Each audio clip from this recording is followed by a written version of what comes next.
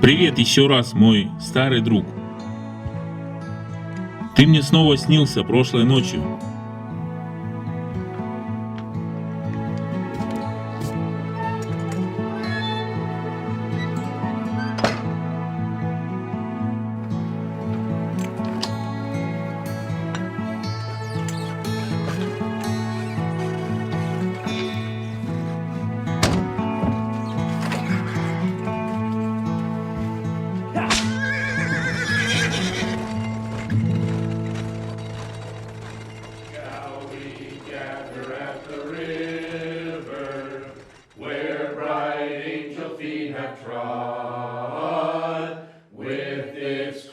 Tide forever flowing by the throne of God.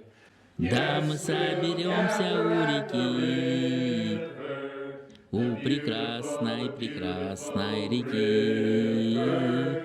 Да, мы соберемся у реки, у прекрасной реки.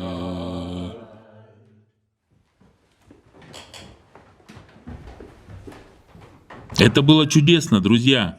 Какой славный день, когда мы соберемся у этой прекрасной реки. Псалом 83:6 говорит нам: «Блажен человек, которого сила в тебе, и у которого в сердце стези направлены к тебе». Аминь. Давайте помолимся.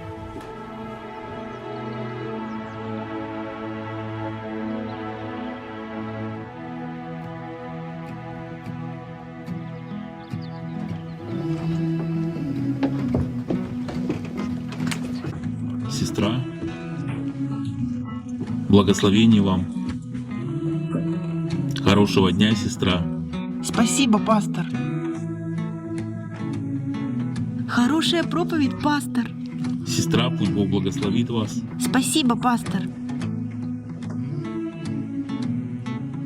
Будешь ли ты на молитвенном собрании на этой неделе? Конечно, мы его не пропустим.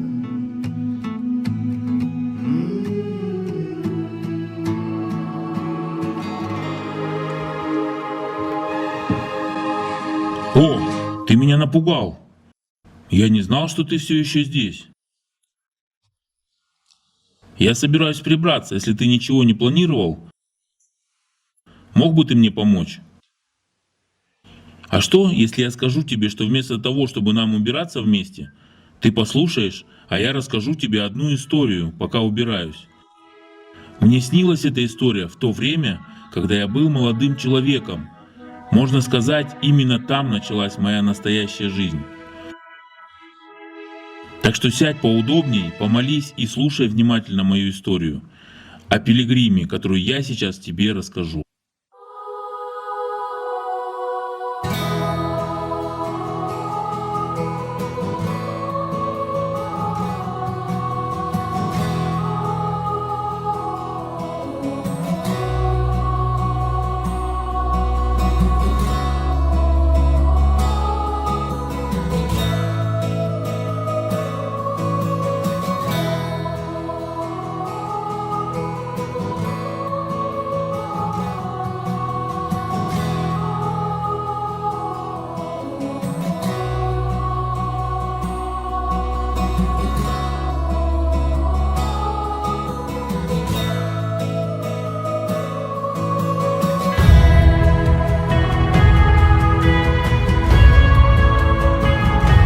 Путешествие пилигрима.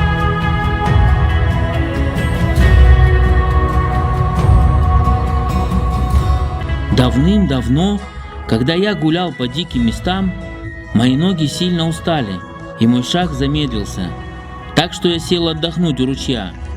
Мои глаза медленно закрылись, и я уснул.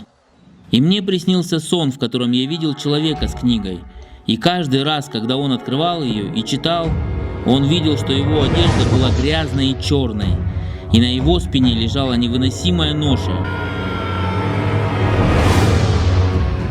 Чем больше он читал эту книгу, тем тяжесть на спине становилась больше и больше. Это была тяжесть греха. Ему снились кошмары и видение огня с неба, который разрушил и спалил весь его город. и это заставляло его плакать от ужаса. Он дрожал и горько плакал, и днем, и ночью, и от этого не мог заснуть.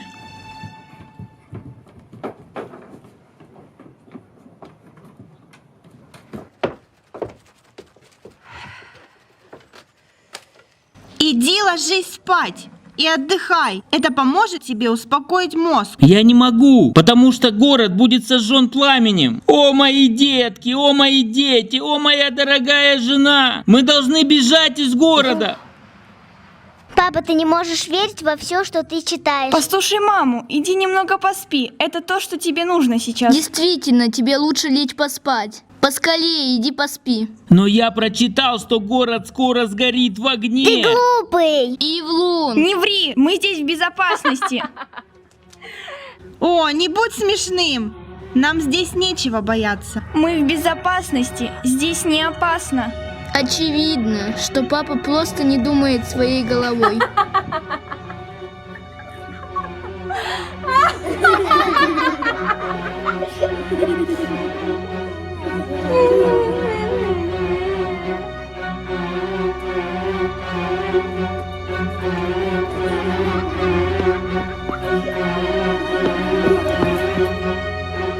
Жена Пилигрима, два мальчика и драгоценная маленькая девочка были ослеплены любовью к миру. Его семья и друзья издевались над ним и вели себя очень-очень плохо. Он все еще читал свою книгу и плакал. Что я должен сделать, чтобы быть в безопасности? И тогда к нему подошел человек по имени Евангелист со свитком в руках.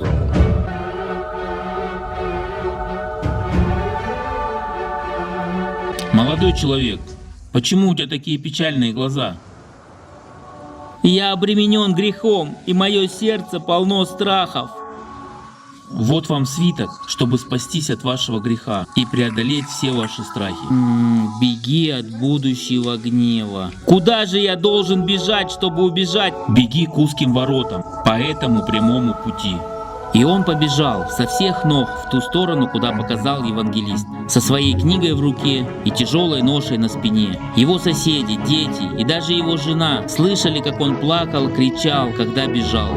Жизнь! Жизнь! Вечная жизнь!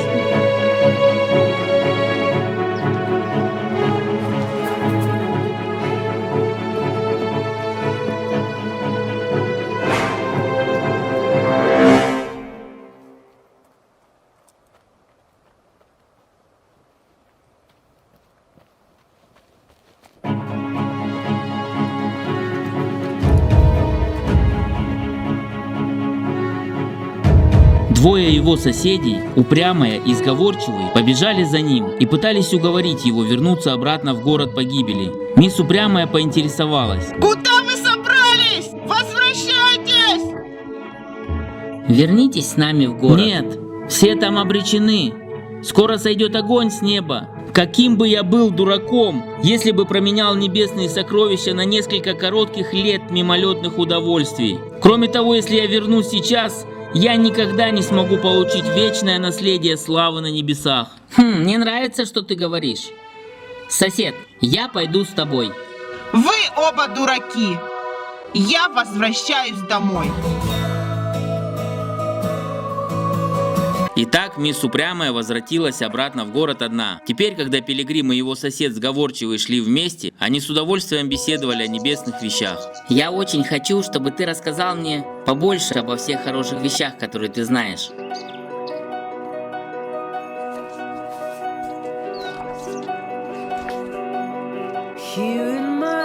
Здесь в моей книге говорится о Божьих истинах. Наши головы увенчаны славой на улицах из золота. Там есть ангелы и святые.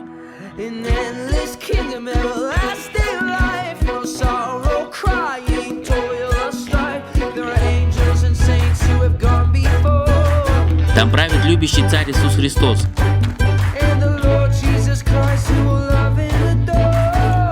Который откроет нам двери.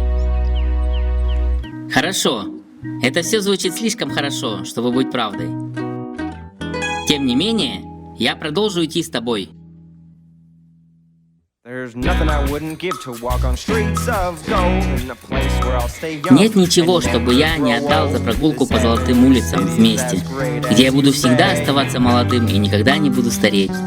Если этот небесный город такой прекрасный, как ты говоришь, я с тобой на этом узком пути остаюсь. Здесь в моей книге говорится о Божьих истинах. Наши головы увенчаны славой на улицах из золота.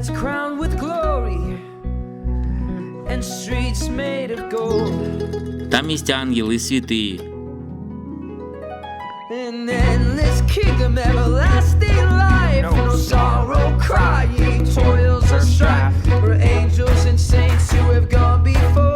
Там правит любящий Царь Иисус Христос.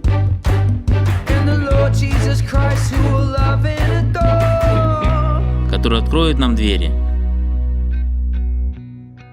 Давай теперь выясним, так ли это, и пойдем немножечко быстрее. Я не могу пойти быстрее, пока не освобожусь от этого бремени. Я уверен, что ты сможешь пойти быстрее. Давай, возьми себя в руки.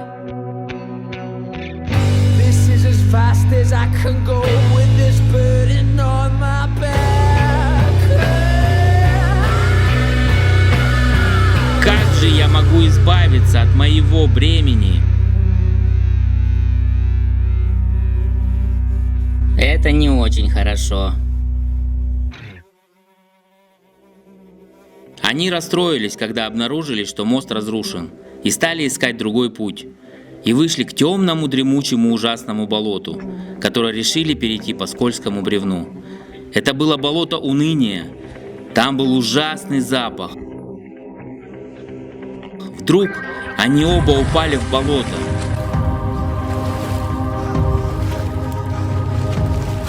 Мистер Сговорчивый поплыл в сторону берега, бросив своего соседа, а Пилигрим погружался в воду все глубже и глубже. «Наверное, ему уже никто не может помочь», — подумал Сговорчивый. «Это то счастье, о котором ты мне рассказывал? Я глубоко сомневаюсь в том, что ты мне рассказывал. Ну, пожалуйста, помоги мне, мой друг!» «Нет, если так начинается наше путешествие, тогда каким будет его конец? Я возвращаюсь обратно в мой безопасный, удобный дом в городе Погибель».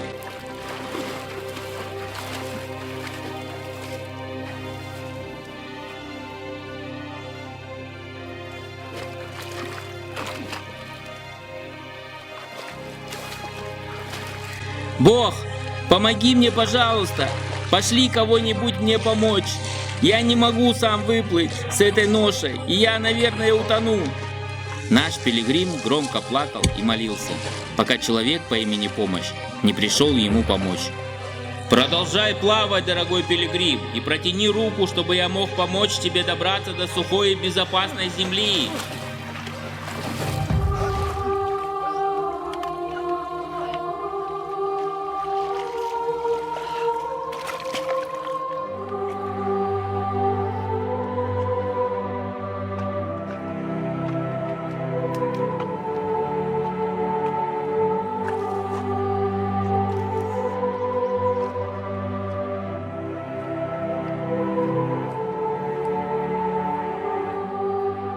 Это болото полно страхов, сомнений и ужасов, и отчаяния. Оно поглотило многих, и многие упали туда. Оставайся на этом узком пути. Иди прямо, пока не придешь к узким воротам короля. Хорошо!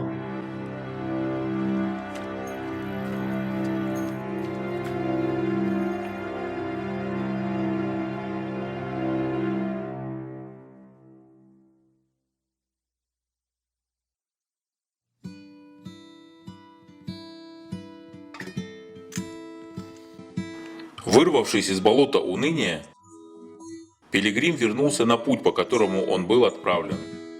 Он уныло и одиноко двигался к своей цели, промокший от макушки до кончиков пальцев, и как вдруг увидел красивого мужчину по имени Мирская Мудрость.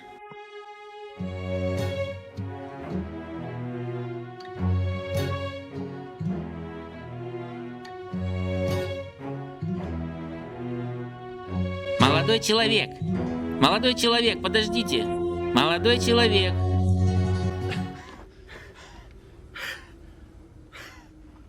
тебе грустно, я вижу по твоим глазам. Но тебе повезло, потому что я человек по имени Мирская Мудрость. Это бремя у вас, я вижу, очень тяжелое, и вы идете довольно медленно. Я советую вам удалить его и вперед. Поверьте, я пробовал избавиться от этого бремени, но от него нельзя освободиться. Я иду к узким воротам, хотя я и не скоро приду к ним. Но там моя ноша наконец-то будет снята. Скажите, кто вам сказал, что там вы можете быть освобождены, пройдя эти ворота? Мой друг, замечательный и благородный евангелист. Его совет глупый. Не верь ему. Этот прямой путь полон бед и опасностей. Голода, боли, львов, драконов, тьмы и смерти. Но это бремя намного хуже, чем все то, что ты перечислил. Потому что тяжесть греха тяжела.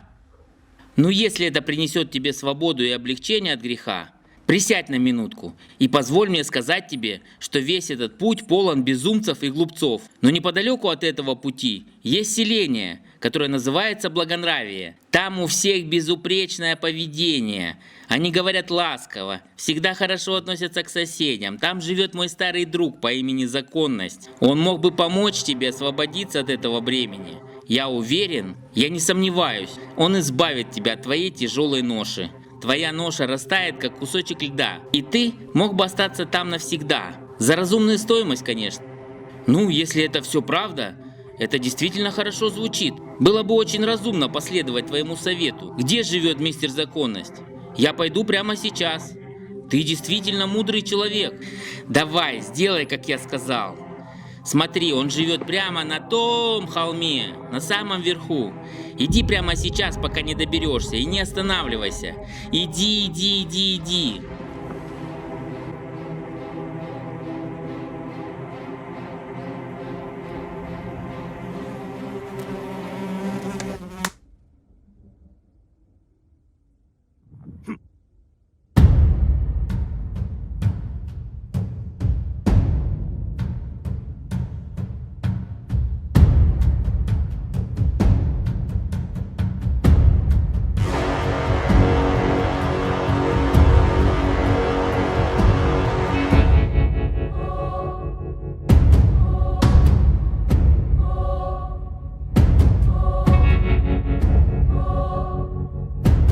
Итак, пилигрим сошел с тропы и отправился на гору.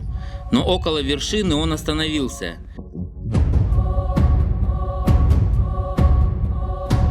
Теперь его ноша казалась еще тяжелее, чем когда-либо прежде. Когда он приближался к вершине холма, он услышал рев грома. Гора была высокой и большой, скалы над головой могли легко упасть и раздавить его. Вдруг он услышал громкий голос с небес. «Делами закона ты не можешь быть прощен!» Но незадолго до того, как пилигрим был раздавлен законом, он оглянулся на прямой путь. И угадайте, кого он увидел? Это был евангелист с суровым лицом. Наш пилигрим покраснел, чувствуя себя опозоренным. Ты свернул с прямого пути. Почему ты здесь? Я же направил тебя к узким воротам, прямым путем. Я встретил мужчину, когда шел прямым путем, который сказал мне не слушать твоих советов, и что в поселке Благонравия моя ноша исчезнет, если я научусь подчиняться закону. Игнорировать Божье Слово из-за советов людей – это очень опасно. Это тяжелый и ужасный грех. Бог только что дал тебе шанс, так что вернись и покайся, чтобы ты мог еще жить. Этот обманщик отвратил тебя от пути и направил на закон, который не может тебе помочь. Эта гора закона сокрушила многих людей, ибо закон приносит гнев Божий и суд Бога за грех. Этот человек был лжецом, и его совет неверен, потому что закон приносит только смерть. Теперь позволь мне научить тебя в песне.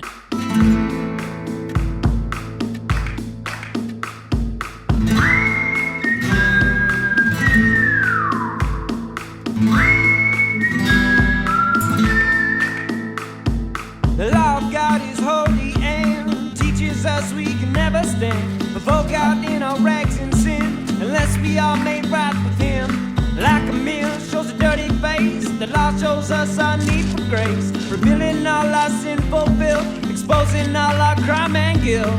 Бог любви. Нам нужно всем примириться с Running Ним. work the law demands, but gives us not the feet nor hands. For better news the gospel brings, makes us fly and gives us wings. Как еда пачкает лицо, так и закон показывает нам нашу потребность в благодати. Раскрывая все наши греховные чувства, раскрывая все наши преступления и вину. Закон требует исполнения, но его невозможно исполнить. Евангелие ведет нас к нему и дает нам свободу. The law's great 10 commandments show the debt to God which we all owe. But to love God above Великие all 10 заповедей показывают нам, что мы все в долгу перед Богом. Но Бог любви дает нам спасение от греха. Нарушение закона навлекло на людей проклятие, которые добрые дела не могут отменить.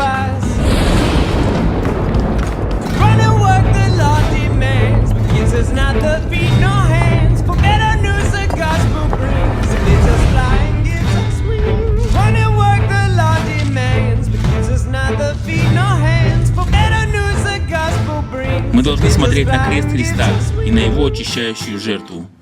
Ты понимаешь мою песню? Да, я понимаю. Я буду петь ее часто, пока я путешествую. А теперь возвращайся на прямой путь, пока не дойдешь до узких ворот. Дойдя до этих ворот, ты найдешь облегчение от бремени греха, который причинил тебе так много горя. Но буду ли я принят, когда пройду через эти ворота? Потому что я вижу, что мой грех невообразимо велик. Отворяющий дверь примет тебя, потому что у него к человекам благоволение. Но будь осторожен, чтобы не сойти с этого пути. Мой дорогой друг, я побегу к этим воротам, пройдя через которые я наконец буду освобожден. Хорошо, продолжай свой путь. Они обнялись, евангелист благословил пилигрима, и пилигрим двинулся по узкой тропинке, с которой он ни разу не повернул, ни направо, ни налево.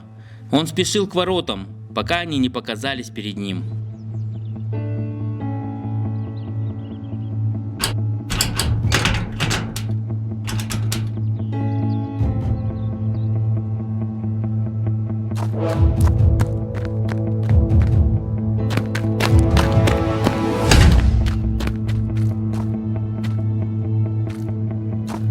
Вот я здесь! Но как мне пройти? Как мне пройти?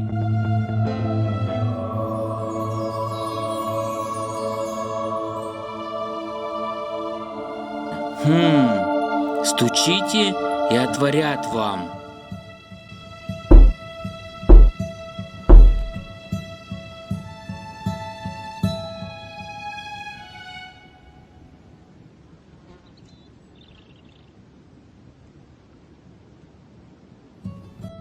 Кто там? Вы откуда, скажите мне? И что вам здесь нужно? Я пилигрим из города погибель. Я пришел сюда, чтобы освободиться от бремени греха и избежать суда, который грядет. Хорошо, добрый пилигрим. Позволь мне поприветствовать тебя, как и всех, кто приходит сюда. Всем вам будет предоставлен бесплатный вход, если вы придете с верой и покаянием. Теперь ты должен идти по узкому прямому пути и не сворачивать на широкие и кривые тропы. Ты слышишь меня? Этот путь ведет к месту избавления. Не сворачивай! Именно там твоя ноша упадет. Но прежде чем ты придешь, ты должен встретиться еще с одним моим другом. Его зовут Толкователь. Обязательно пообщайся с ним. А теперь вперед! Твое путешествие только начинается. Спасибо, доброжелатель. Я останусь на этом пути, пока не приду туда, где обрету свою свободу.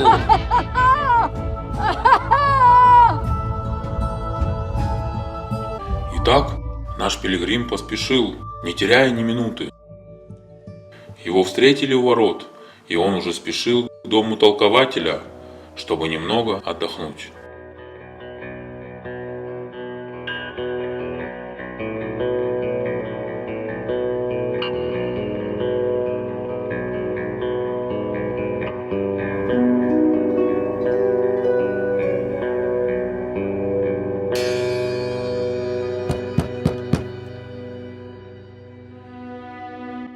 Кто-то громко стучится в мою дверь. Это я, замерзший пилигрим. Я измучился в пути. Меня послал один человек, которого зовут Доброжелатель. О, Да, ты пришел довольно поздно. Следуй за мной вовнутрь, я покажу тебе много вещей, которые ценнее и дороже 1000 золотых колец.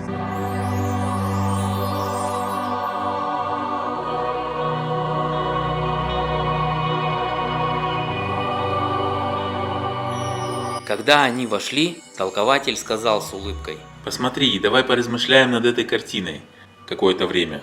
На этой картине изображен человек, в руках у которого самая лучшая книга из всех книг. Он отвернулся от искушения этого мира и искренне ищет святости и истины. Все, что он говорит им, это Евангелие Иисуса, и вечная корона висит над его головой, потому что он жил и верил в Господа. Поэтому в следующем мире слава Бога будет ему наградой. «Какая прекрасная картина и такой великий человек! Я надеюсь однажды стать таким, как он, если смогу». Но когда-нибудь ты сможешь найти такого друга и наставника, как он. Давай пойдем со мной в следующую пыльную комнату, где ты получишь еще один урок, который научит тебя.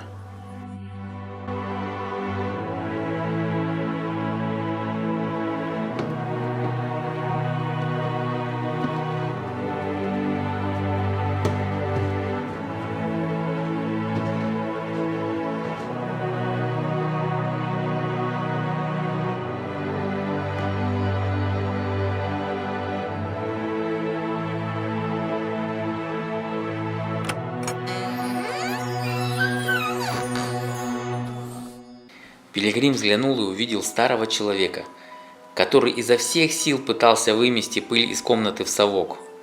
И когда он это делал, вся пыль наполнила комнату густым облаком. «Эта пыль настолько тяжелая, что я не могу дышать! Пожалуйста, остановитесь скорее, или я задохнусь!» Мадам, пожалуйста, принесите немного воды, чтобы промыть все в этой комнате. После этого зашла дама с водой и смыла толстый слой пыли, и облако пыли было остановлено с помощью воды. Это похоже на наше сердце, которое очищается милостью Божией от скверны греха, как и эта комната, полная грязной и темной пыли. Также и сердце грешника полно гордости, ненависти, злобы. Подметая эту комнату, он поднимает пыль, как вы видели. Так и сердце не может быть очищено законом. Я усвоил это на очень трудном пути, когда поднимался на гору Синай. Вчера я думал, что закон может дать мне душевный покой, и соблюдение правил даст мне почувствовать легкость от бремени греха. Нет, закон может указать на грех, но не может убрать его. Теперь я это понимаю. Но что тогда вода здесь означала? Вода – это Евангелие. Оно рассказывает о милости Божией и Его власти над грехом, чтобы очистить и стереть. Без Евангелия Иисуса сердце, подобно этому полу, невозможно подмести. Насколько это глубоко и насколько верно? Ну тогда пойдем, я покажу тебе еще кое-что. Затем он отвел пилигрима в комнату, где стоял довольный мужчина.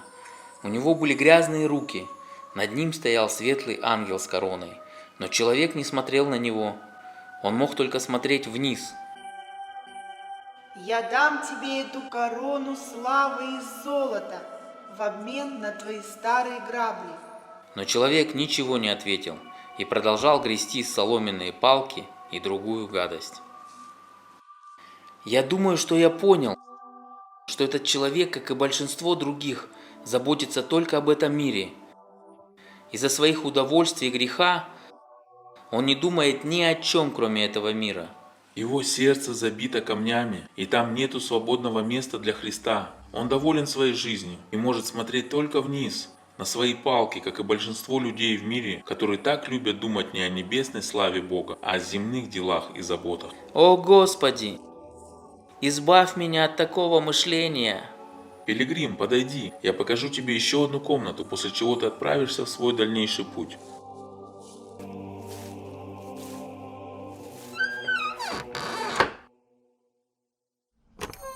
Когда они вошли в последнюю комнату, мужчину в постели трясло. Его лицо было ужасно испугано. «Сэр, почему вы в ужасе? Что вызвало ваш ужасный крик?» «Этой ночью во сне мне приснилось ужасное дерево. Небеса почернели, и небо взревело от молнии. В агонии я смотрел на темные пугающие облака. Затем я услышал громкий звук трубы с неба и увидел всадника на белом коне. Он был на огненном облаке, и 10 тысяч всадников последовало за ним в пламени. И раздался глас с неба: «Встаньте, мертвые, из своих могил!» И мертвые восстали, и одни были радостными, а другие сгорали от стыда. Тогда он открыл книгу и приказал всем подойти поближе. И тогда сказал ангелам поставить послушных людей справа от себя, а непослушных схватить и бросить в огненное озеро, где был плач и скрежет зубов. Затем я стал над огненной пропастью, и, как сказал судья, открылась бездонная яма, полная огненной серы и дыма. Я пытался спрятаться, но нигде не мог найти покоя. Его глаза видели меня насквозь, и я вспомнил все мои грехи, и мое виноватое сердце билось ужасно громко, как барабан. Я был совсем не готов к приближающемуся дню суда.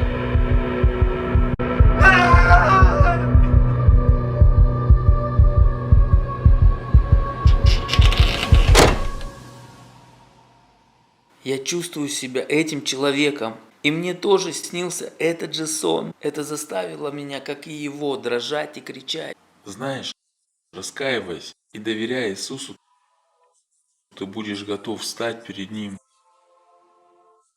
Ты это понял, мой друг? Да, я буду часто думать об этом, пока мое путешествие не подойдет к концу. Пусть Утешитель всегда будет с тобой, как твой проводник, до тех пор, пока я не открою ворота и не поприветствую тебя внутри. Не проходи мимо креста, который ты найдешь на этом пути. Прощай, мой новый друг. Мне очень понравилось время, проведенное с тобой.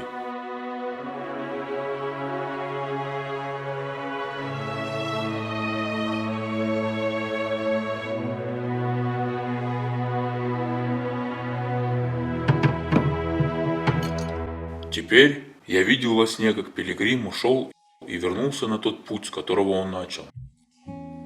Через его книгу Бог сказал ему, что направит его на правильный путь, и поэтому он верил и молился каждый день.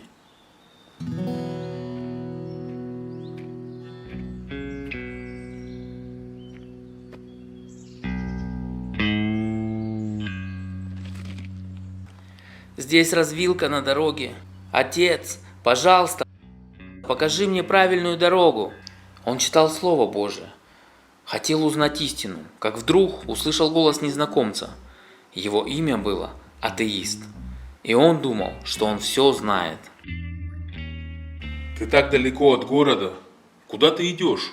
Ну, в этой книге я узнал, что все наши грехи могут быть прощены. Поэтому я иду этим путем, чтобы освободиться от этой ноши. И еще я прочитал в этой книге о городе славы, где Иисус правит вечно. Я хочу иметь вечную жизнь в том месте, которое называется небом. Хотя я не могу добраться до этого города, если мой грех не будет прощен.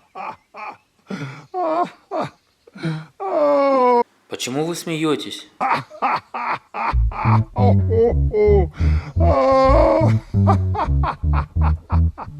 Что я такого сказал? Не смеши меня. Ты говоришь как дурак. Тебя ничему не учили, когда ты ходил в школу? Нет никаких небес и никакого Иисуса. Определенно нет Бога наверху, который видит нас. Это же очевидно. Все это ложь. Сказки для маленьких мальчиков и девочек. Мы сами достаточно мудры, чтобы понять этот мир без этой старой книги Библии. То, что написано там, недоказуемо. Я слышал об этом райском городе 40 лет назад и решил, как и вы, храбро пойти в этот путь. Я искал повсюду, и это не помогло мне найти ничего. Так что будь мудрым, как и я, разворачивайся. Там нет ничего.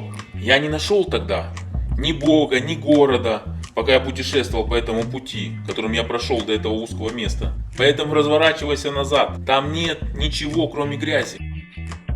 Пойдем со мной, мой друг. Ты не нашел город в путешествии, которое ты предпринял, потому что этот город небесный, описанный в этой книге, скрыт от гордых глаз и от людей, которые утверждают, что они мудрые. И его можно увидеть только духовными глазами, а не через собственную мудрость и знания. Невозможно увидеть дьявола в мире, потому что грех делает людей слепыми. И чтобы выйти из тьмы в свет, Божье Слово говорит вам, что вы должны ходить верой, а не видением. Если хочешь увидеть Божье Царство и освободиться от греха, в Слове Божьем говорится, что есть только один способ. Ты должен быть рожден свыше. Я смеюсь над твоим невежеством. Ты, бедный простак, веришь в Слово Божье? и обременен грехом. Если ты выбросишь эту книгу, все прояснится тогда. Ты увидишь, что Бог это просто заблуждение. Ты утверждаешь, что у Бога есть ответы, но у науки есть доказательства. Я бы, конечно, поспорил с тобой еще, но вижу, что смысла нет. Твоя слепая вера говорит мне, что здесь мы расстаемся. Пока, чувак, удачи тебе.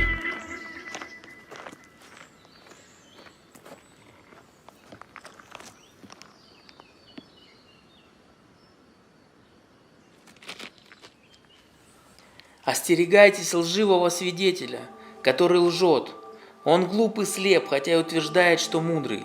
Небеса провозглашают силу и славу Бога.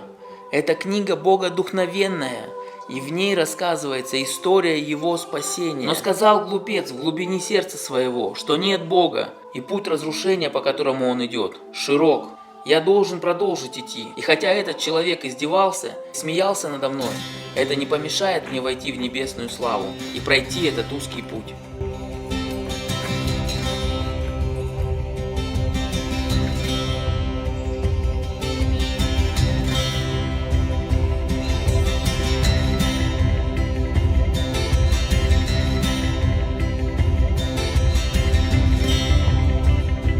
Он шел с новой силой, не замедляя свой шаг, хотя все еще был отягощен этим тяжким бременем греха, когда наконец он прибыл в славное место под названием гора Голгофа, в то место, где грех был поглощен благодатью.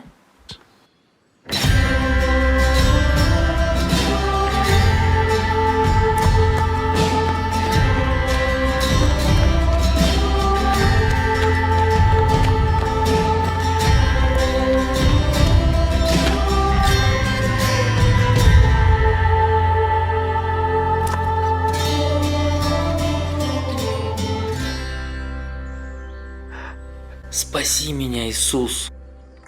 Его сердце было освобождено, и бремя греха было снято. Когда он встал с колен, его ноша упала на землю.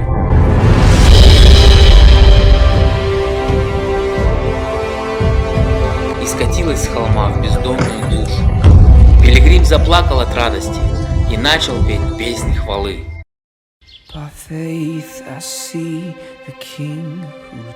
Вера, я вижу царя, того, кто умер и воскрес. Я плачу от радости. Я благословен через этот благословляющий крест. Я благодарю Тебя, Иисус, что я освобожден.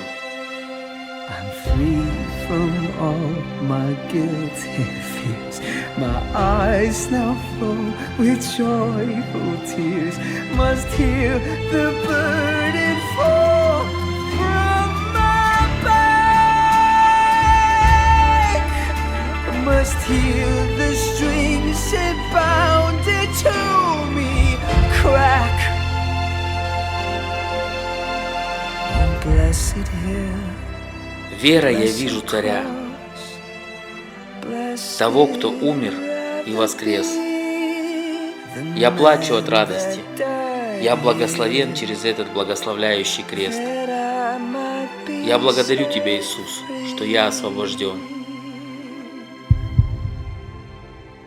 Пилигрим встал и с большим удивлением увидел перед собой ангелов, сошедших с небес. По благодати вы спасены, все ваши грехи прощены, ваши грязные одежды заменены на праведные одежды Христа. Это вы получаете даром, по благодати, а также щит, меч и свиток, заверенный печатью Святого Духа. Возьми его и покажи мужам, охраняющим врата рая, чтобы войти туда, где вас ждет ваш Господин. А также возьми этот ключ, который является ключом к его обещаниям и который сохранит тебя от сомнений. Будь начеку, когда пойдешь, и остерегайся сбиться с этого прямого пути, который приведет тебя к победе. Эту победу тебе дает Христос. Ты больше не пилигрим, теперь твое имя христианин. Смерть Иисуса на кресте дала мне жизнь. Ранами Его я исцелен. Он умер, чтобы очистить мою нечистоту, чтобы омыть меня своей кровью, чтобы окунуть меня в свою праведность. Иисус Христос пошел на крест и явил мне свою любовь.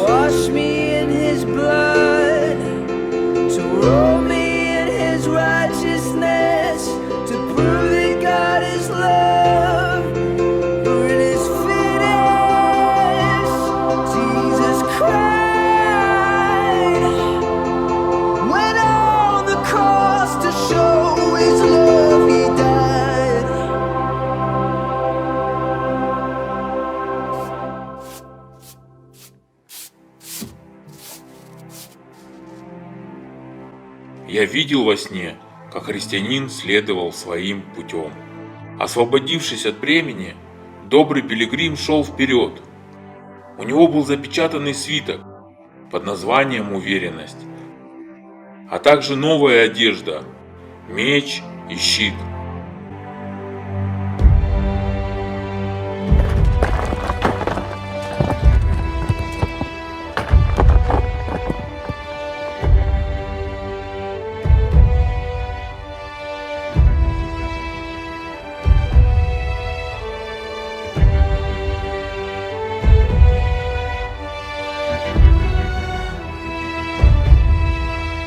И когда он достиг горы затруднений, он начал взбираться на крутой склон и сказал такие слова: «Хотя подниматься мне очень высоко, я обязательно поднимусь. Я не сдамся, я выдержу и дойду до конца этого прямого пути, прямо к жизни. Будь бесстрашным, будь сильным, будь храбрым». Взбираясь в гору без остановки, он забрался и поднялся на вершину холма. Теперь, когда он спускался с горы вниз, он оказался в долине унижений, с другой стороны горы, где он встретится с самым ужасным противником. Этот мерзкий злодей по имени Аполеон был отвратительным зрелищем. Будьте осторожны, если вам страшно. Лучше закройте глаза, потому что даже смелому христианину пришла в голову мысль повернуть назад. Но он твердо стоял в вере, когда зверь приближался к нему. Христианин видел его чешую, когти и копья. Путешественник, добро пожаловать в долину унижений. Скажи мне, откуда ты, куда ты держишь свой путь? Меня когда-то звали Пилигрим, но теперь я христианин. Я направляюсь в вечное небесное царство. Я спасся бегством из города Погибель, который скоро будет сожжен за его грех и порочность. Если это правда, то ты принадлежишь мне, потому что я правитель этого темного города. И это значит, ты сбежал от своего хозяина. Как моему рабу, я приказываю тебе возвращаться как можно быстрее. Потому что я обещаю тебе доставить удовольствие. Ты никогда не сможешь дать мне то, что мое сердце желает больше всего. Ты и все твои дьявольские друзья лжецы. Ибо возмездие за грех – это страдание и смерть. И я никогда не вернусь. Пока я дышу, я отдал себя служить новому королю. И я сейчас ни на что не променял бы его любовь. Ваш слабый царь был распят, поскольку весь мир знает, что это правда, что он умер. Но также верно, что он и воскрес, и поднялся на небо, и теперь восседает на троне. И его смерть должна была показать огромную глубину его любви. И его крестом я был освобожден от своего бремени греха. И я никогда больше не буду носить это тяжкое бремя. Достаточно! Глупый предатель! Если ты не будешь моим рабом, готовься к смерти! Этими словами Аполеон хотел напустить на христианина страх и тьму. Он яростно швырнул копьем в сердце христианина. И если бы христианин не был готов, он наверняка был бы убит. Но он быстро поставил щит веры.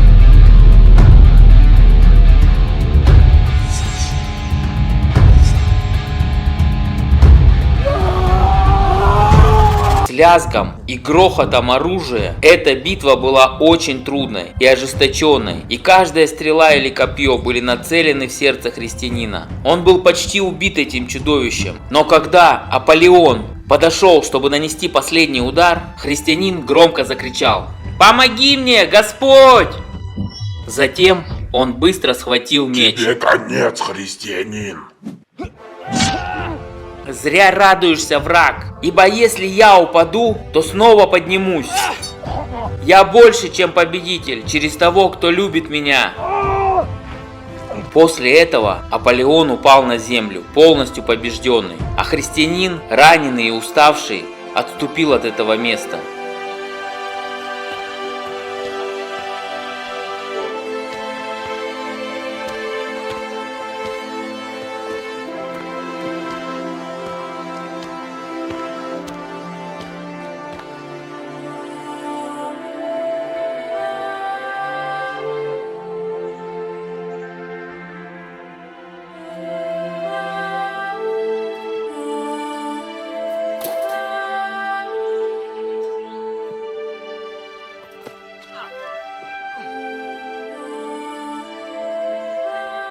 От полученных ран он больше не мог стоять, но Господь послал ему руку помощи. Друга, человека по имени Верный, из родного города Пилигрима. Он только что поднялся на холм и теперь спускался. Это что, ты, Пилигрим, мой сосед и друг, верный тому, что сказал Бог? Мой друг Верный, Бог сказал мне, что ты придешь, когда мне будет трудно. Бог действительно послал меня. Я сбежал из нашего города вскоре после того, как ты сам отправился в свое путешествие в небесный город. Но давай не будем разговаривать, пока тебе не станет лучше. У меня есть лечебные листья с дерева жизни.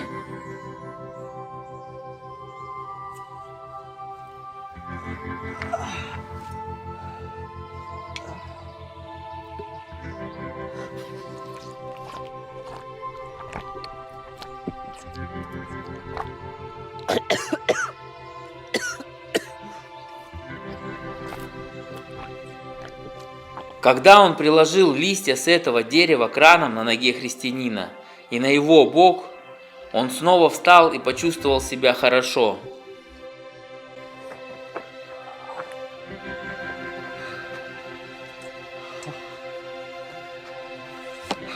Я благословляю Твое святое имя, Иисус. А теперь расскажи о твоем путешествии, мой друг. Нет, Пилигрим, пожалуйста, начни ты. Я настаиваю.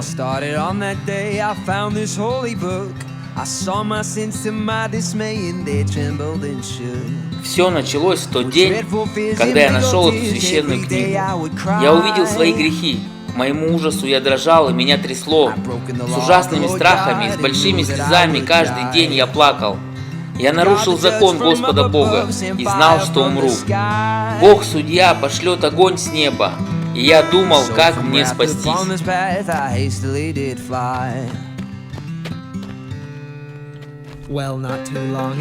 После того, как ты сбежал, наш город был полон разговоров и слухов.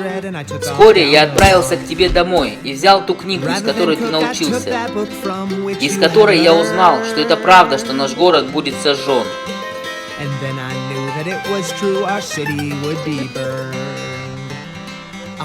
Я предупреждал наших друзей оставить свои грехи, но они были безразличны, так что я отправился к воротам по прямой узкой тропинке и не сворачивал с нее.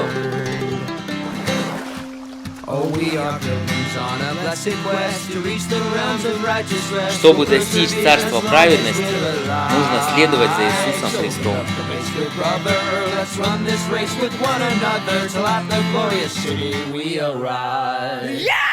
We face dangers of all kind, we press on, leaving all behind, enduring through both strife and suffering. Oh, and Jesus Christ before me, we'll reach the city of glory, we'll reach the kingdom of our holy. Чтобы достичь царства праведности, нужно следовать за Иисусом Христом.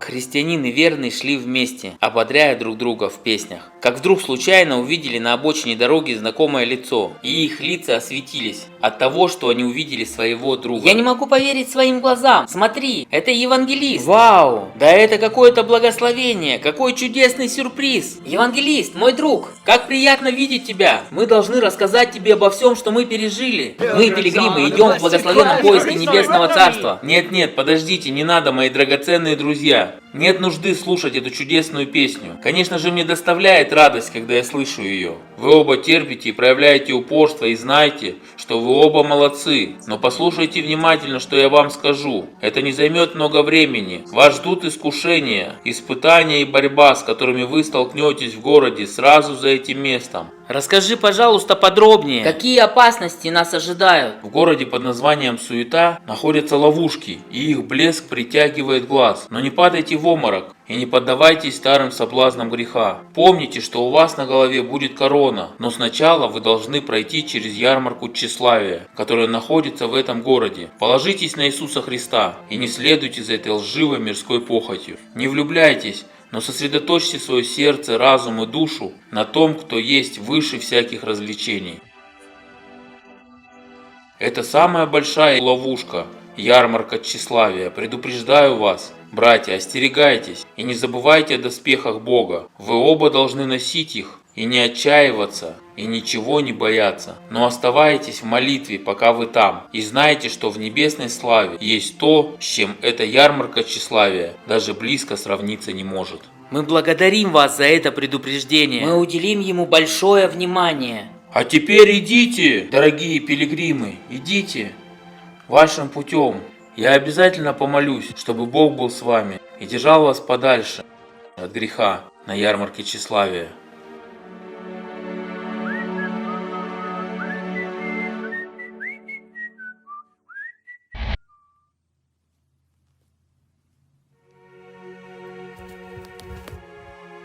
Итак, христианины верные двинулись к городу под названием Суета. И даже издалека они оба могли слышать шум ярмарки, о которой их предупреждал евангелист.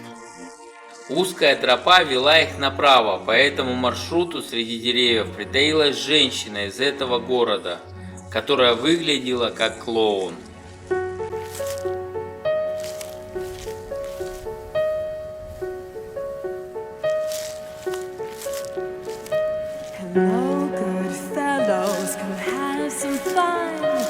Пойдем на нашу ярмарку тщеславия, нам много удовольствий.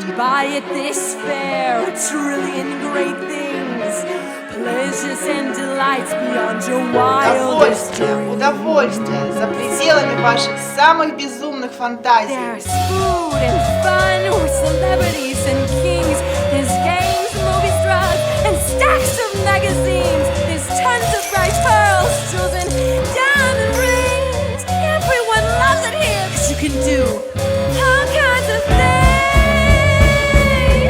Всем здесь нравится, потому что ты можешь предаваться удовольствиям целый день.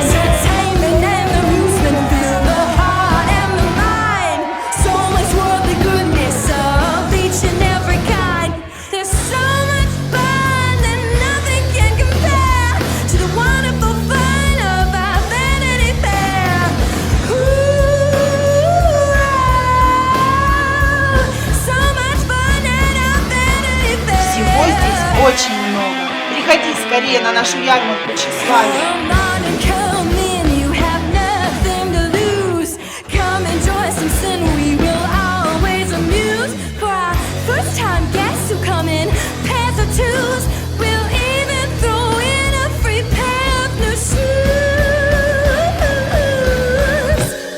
Там нет ничего, кроме веселья, и никто не может сравниться с чудесным весельем на нашей ярмарке тщеславия.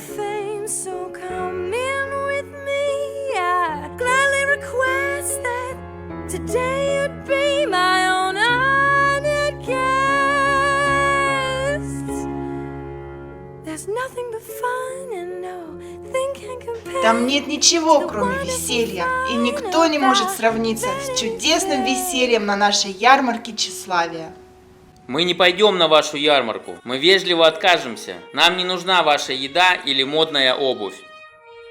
Мы направляемся в страну с вечным сокровищем, чтобы быть с Иисусом, нашим королем, и наслаждаться с Ним там вечно, потому что в Его присутствии полнота радости и удовольствия. Он удовлетворяет наши души, давая нам любовь сверх меры. Ну ладно, тогда, если вы не присоединитесь, все равно вы должны будете пройти через город, прежде чем ваше путешествие закончится. Ваш путь проходит прямо через нашу ярмарку тщеславия. Я все-таки советую вам, мальчики, остановиться там и посмотреть, что у нас есть.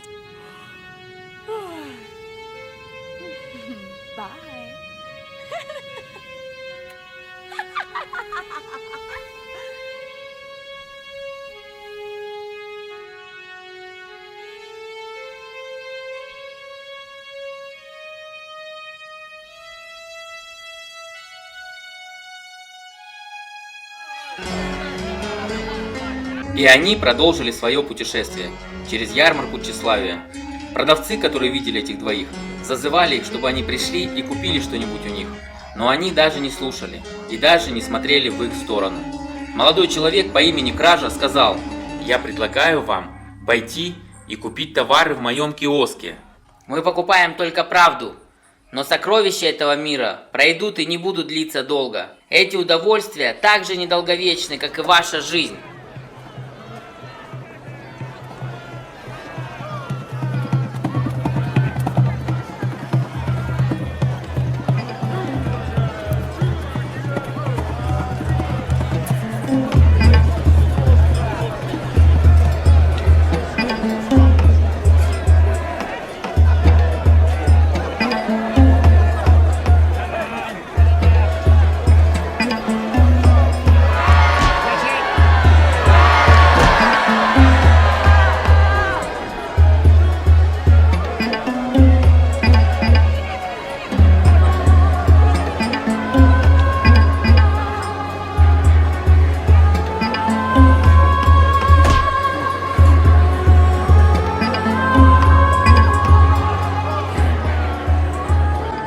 Чем больше им показывали развлечений, тем больше они отказывались участвовать в ярмарке и развлекаться, как это делали все.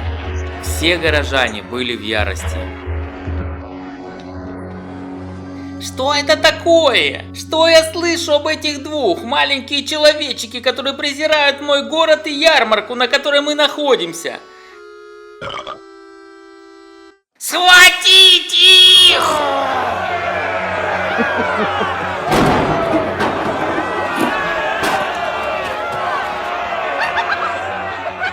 И они бросили этих двух пилигримов в большую клетку. И проходящие мимо насмехались и издевались над ними. И тогда к ним навстречу вышел господин этой ярмарки. На этой ярмарке мы не сделали ничего плохого и не хотели проблем. Мы просто знаем, что это мирские вещи, бесполезные. И когда люди на ярмарке пытались заставить нас покупать, мы вежливо отказывались. Почему ты отказываешься от этих великих вещей и презираешь сокровища этого мира? Мы родились в городе, очень похожем на ваш. Но грех в том городе, который когда-то назывался нашим домом, никогда по-настоящему не удовлетворял глубину нашего сердца. И так мы стали пилигримами. Он говорит вам правду. Это честная и правдивая история. Мы пилигримы и путешествуем в город славы для вечной радости. Жизнь, которая у нас будет в миллиард раз больше и лучше, чем самые яркие ощущения этой ярмарки. Они не стали покупать мои товары и сказали мне покаяться, а потом отвернулись и пошли по своему пути. Эти преступники сказали, что наши души будут уничтожены из-за греховных вещей, происходящих на этой ярмарке, которая нам нравится. Они сказали, что есть только один путь, ведущий к Богу. Они могут быть замаскированы под обычных пилигримов. Но я убежден, что эти двое парней трусливые злодеи. Когда эти злодеи вошли в этот город, они сказали, что ты не настоящий король. Они сказали, что их король правит высоко. И однажды для суда он спустится с неба, что правитель вашего королевства будет свергнут и наказан, и отправлен в огненное место, где много серы и огня. Они сказали, что все это место будет сожжено огнем вместе со всем, чем мы восхищаемся в этом городе. Этого достаточно!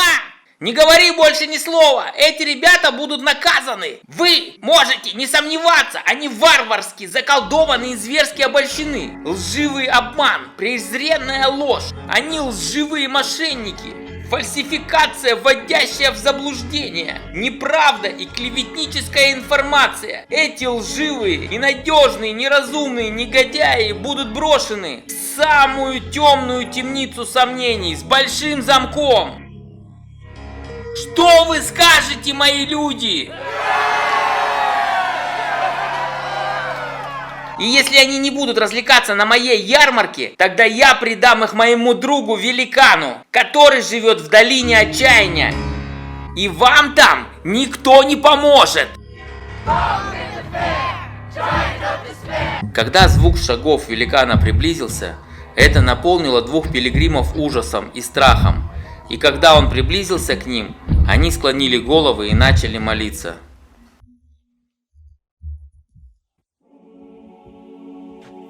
Хотя они не сделали ничего плохого, но их арестовали. Они не знали, что это было от Бога, чтобы их вера могла быть проверена. Чтобы войти в Царство Бога, мы должны нести крест через многие невзгоды и даже большие потери, чтобы обрести жизнь вечную. Поэтому пилигримам нужно было пройти через испытания и трудности.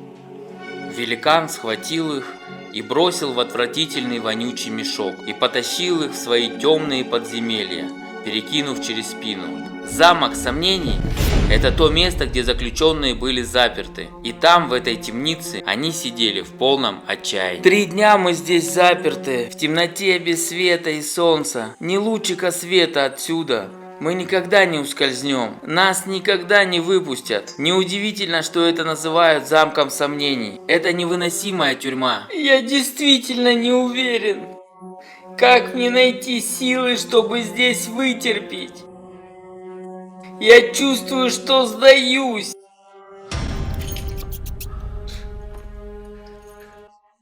Сомнения одолели меня. Затем они услышали шаги великана, спускающегося по лестнице. Они очень боялись за свою жизнь, и их одолело гигантское отчаяние. Великан был вспыльчивым и бессердечным зверем. Он принес им горсть гнилых заплесневелых фруктов. Я не могу поверить, что вы двое пилигримов еще живы. Я не ожидал, что кто-то из вас выживет.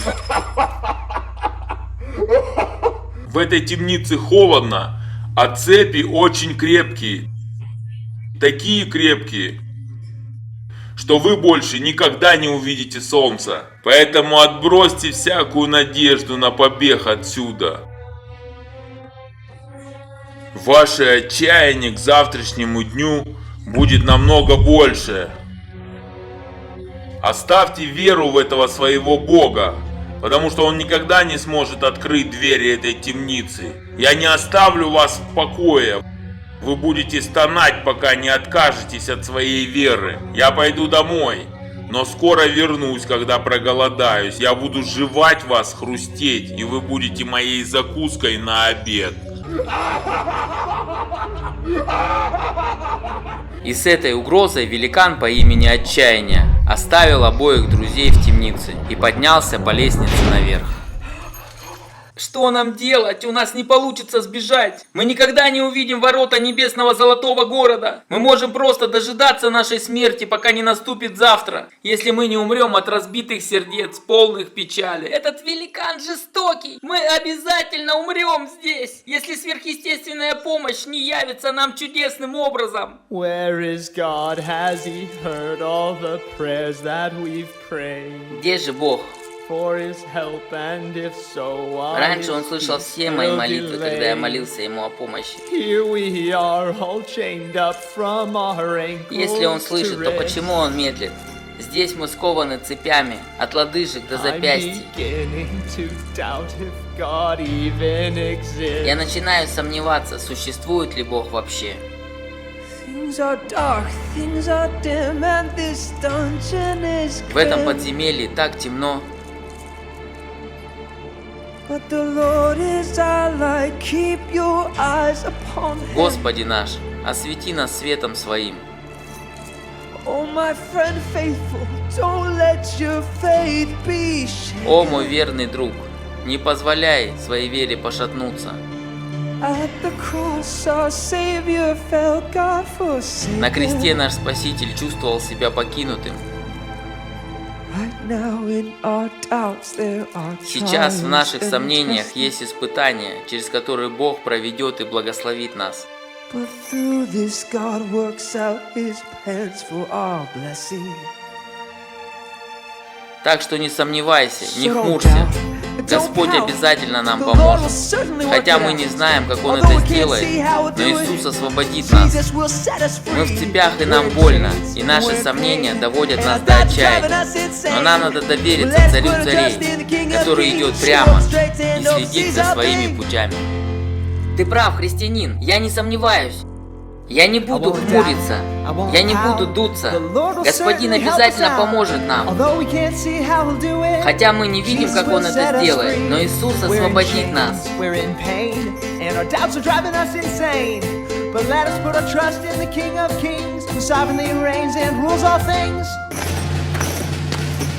Я не буду хмуриться, я не буду дуться. Господин обязательно поможет нам. Хотя мы не видим, как Он это сделает, но Иисус освободит нас. Мы страдаем, и наши сомнения сводят нас с ума. Но давай уповать на Царя царей, который суверенно правит над всем.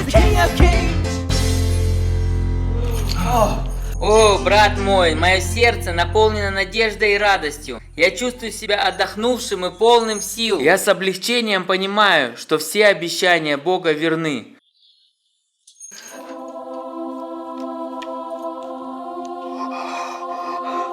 Я внезапно вспомнил подарок, который мне подарили в том месте у креста, где я получил свободу от греха. Мне дали ключ. Как сказал ангел, этот ключ избавит меня от сомнений. В этом замке мы уже заперты несколько дней. И все это время на моей шее был этот ключ. О, христианин, мой дорогой брат, какая блестящая находка. Я рад, что Бог напомнил тебе про этот ключ. Давай быстрее проверим этот ключ, пока великан по имени Отчаяние не появился здесь снова. Он может скоро прийти.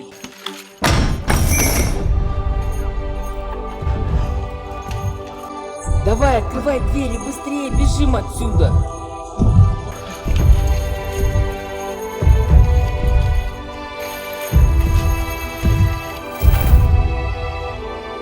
Они быстро убежали, когда услышали великана по имени Отчаяние, пришедшего с грохотом в темницу. Они побежали со всех ног, они не могли уже больше бежать, но они все еще слышали громкий разъяренный рев великана.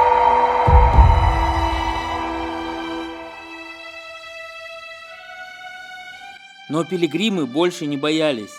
Они пели песни об избавлении и с благодарностью молились. Они поблагодарили Господа за побег из этого места и за тепло солнечного света, озарившего их лица.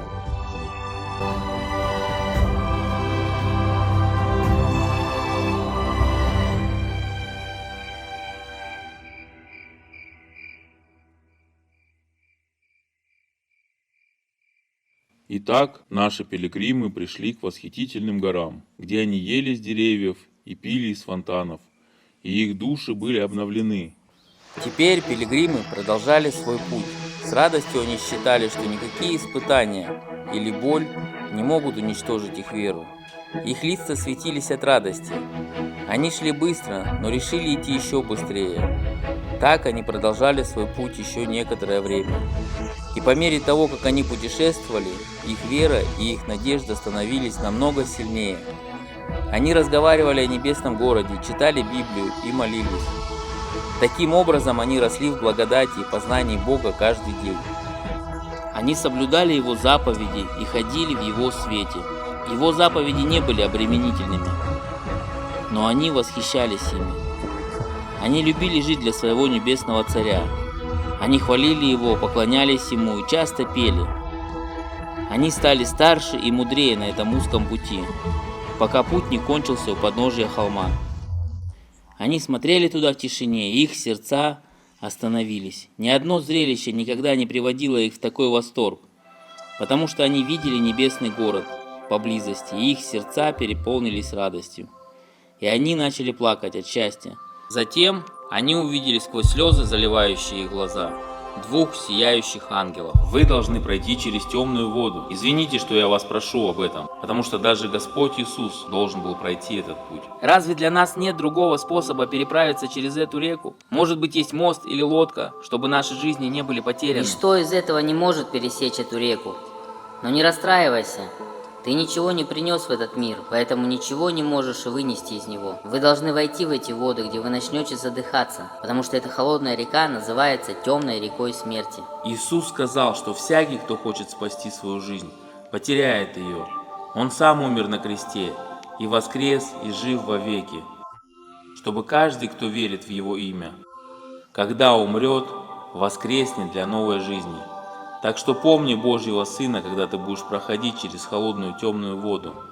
Доверяй и верь своему небесному Отцу. Это конец моего странствования по этой жизни. Пожалуйста, возьмите это письмо и книгу, передайте моим детям и жене. Я молю Бога, чтобы Его милость спасла их от огня, который скоро придет в город погибель. Так как вы молились об этом, я доставлю это вашей семье, когда вы пройдете через эту реку.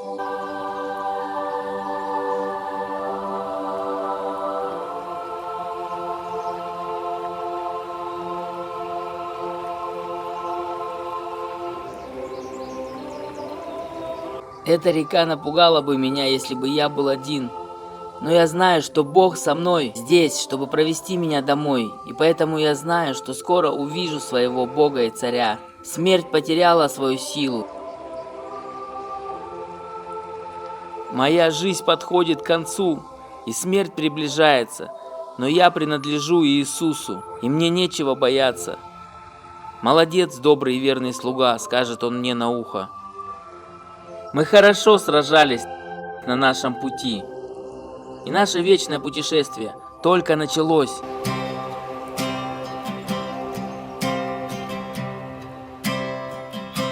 Shall we gather at the river where bright angel feet have trod, with its crystal tide forever flowing by the throne of God.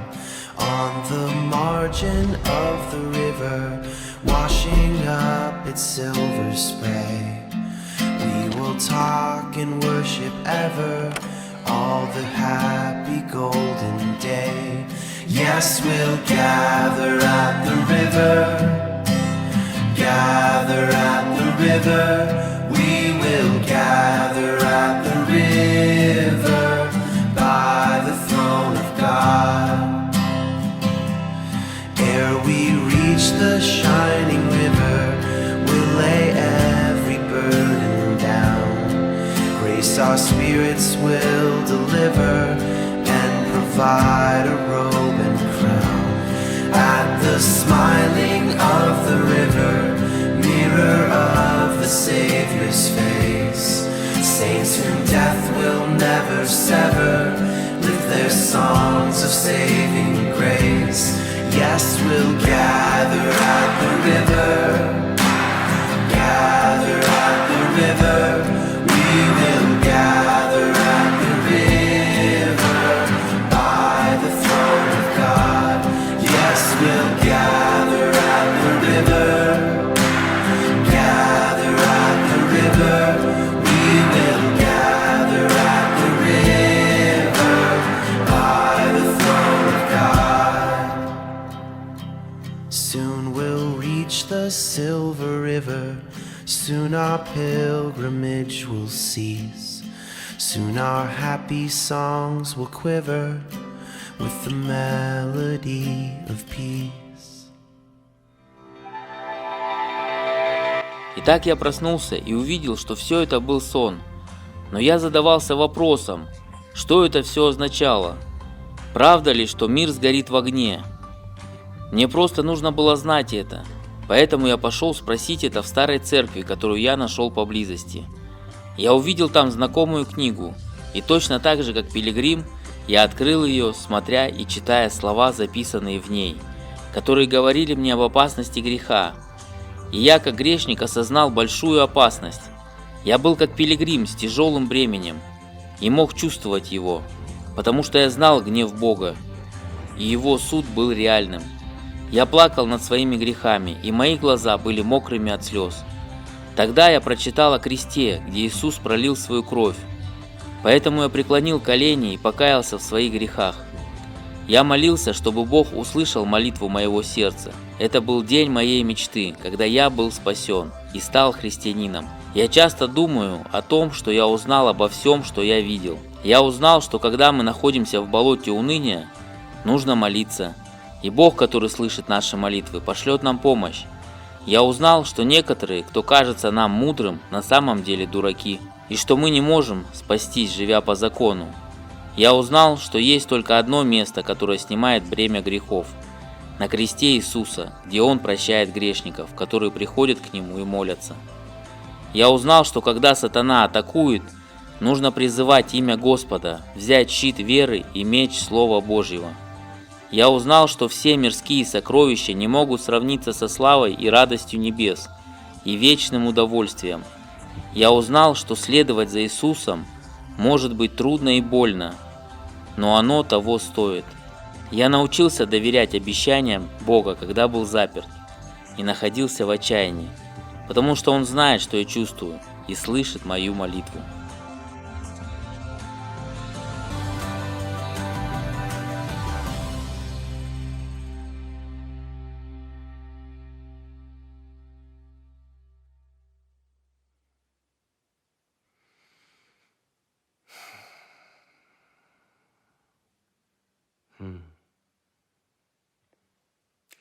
Урок, который я усвоил, это каждый день жить верой моего Господа, а не видением.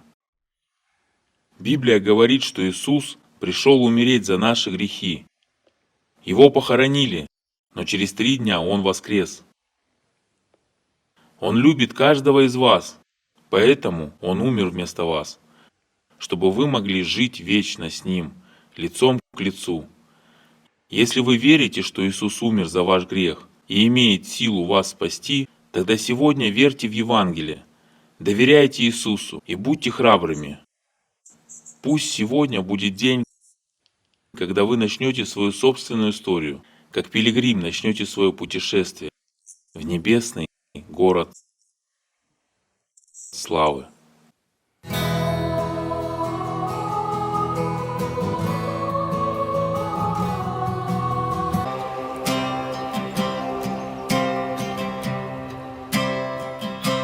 Shall we gather at the river where bright angel feet have trod, with its crystal tide forever flowing by the throne of God? On the margin of the river, washing up its silver spray, we will talk and worship ever all the happy golden day. Yes, we'll gather at the river, gather at the river, we will gather at the river by the throne of God. Ere we reach the shining river, we'll lay every burden down. Grace our spirits will deliver and provide a robe and crown. At the smiling of the river, mirror of the Savior's face, saints whom death will never sever lift their songs of saving grace. Yes, we'll gather at the river, gather at the river, we will gather at the river by the throne of God. Yes, we'll gather at the river, gather at the river, we will gather at the river by the throne of God. Soon we'll reach the silver river, soon our pilgrimage will cease, soon our happy songs will quiver with the melody of peace.